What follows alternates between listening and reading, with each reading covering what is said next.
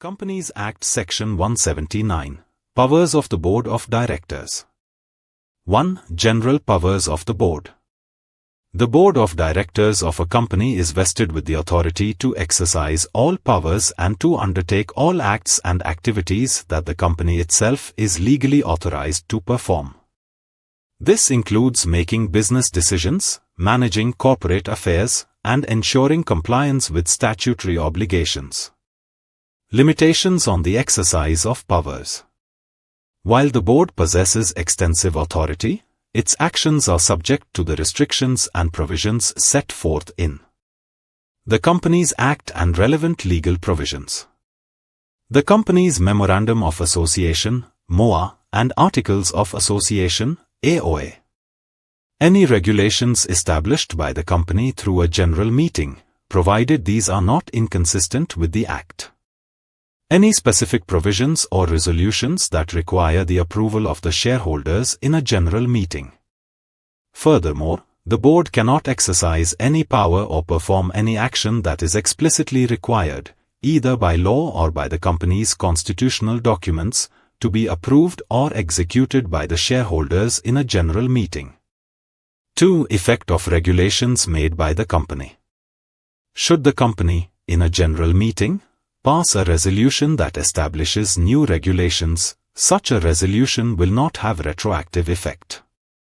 This means that any actions lawfully taken by the board prior to the enactment of these new regulations shall remain valid and enforceable.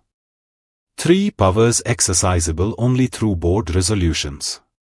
Certain powers must be exercised exclusively through resolutions passed at board meetings. These include: 1. Shareholder calls. The board may make calls on shareholders for unpaid amounts on their shares. 2. Buyback of securities. The board has the authority to approve buyback of shares as per Section 68 of the Act. 3. Issuance of securities. The board can issue securities, including debentures, both within and outside India. 4. Borrowing money. The board may approve the borrowing of funds for business operations and expansion. 5. Investment of funds. The board can decide on investments in financial instruments, assets, or other companies. 6. Granting of loans and guarantees. The board has the power to provide loans, guarantees, or securities in connection with loans. 7. Approval of financial statements. The board must approve the company's financial statements and reports before submission to shareholders. 8. Business diversification. The board may decide on the expansion or diversification of the company's business operations. 9. Mergers and acquisitions. The board is empowered to approve mergers, amalgamations, and reconstructions. 10. Takeovers and acquisitions. The board can make decisions regarding acquiring a controlling or substantial stake in another company. 11. Any other matters. The board must also exercise any additional powers prescribed by law or regulatory authorities. Delegation of powers.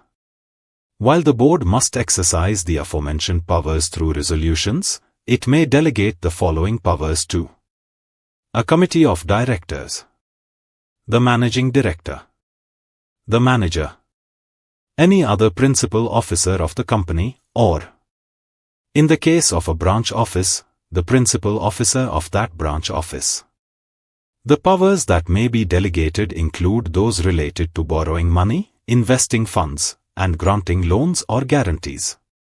Such delegation must be made through a formal resolution and may be subject to conditions as specified by the board. 4. Special provisions for banking companies. In the case of banking companies, certain transactions are exempt from the borrowing and lending provisions of this section. The acceptance of public deposits in the ordinary course of business does not constitute borrowing under this section. The placing of deposits by one banking company with another banking institution is also exempt from being classified as a borrowing or lending transaction. Borrowings by a banking company from other banking institutions, including the Reserve Bank of India, RBI, and the State Bank of India, SBI, are not governed by this section.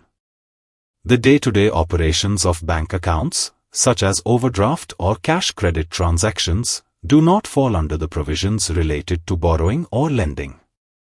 5. Rights of the company to impose restrictions on the board. Despite the powers granted to the board under this section, the shareholders in a general meeting retain the right to impose additional restrictions or conditions on how the board exercises its authority.